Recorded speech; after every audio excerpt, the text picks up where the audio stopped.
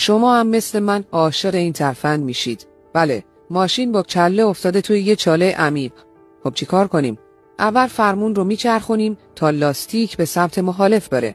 بعد یه طناب برمیداریم و لاستیک جلو رو خیلی محکم میبندیم، جوری که طناب چند دور گره حسابی بخوره. بعد طناب رو در امتداد لاستیک عقب میکشیم.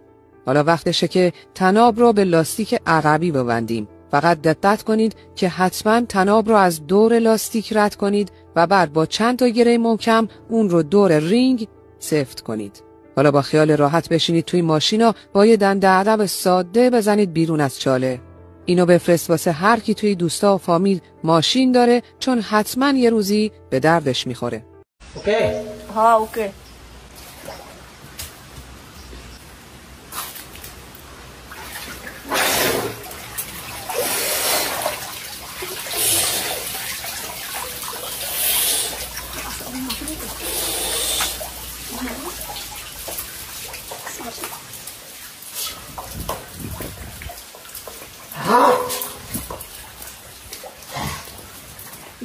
बंद कर अरे बंद कर बंद कर लगा हट हट हट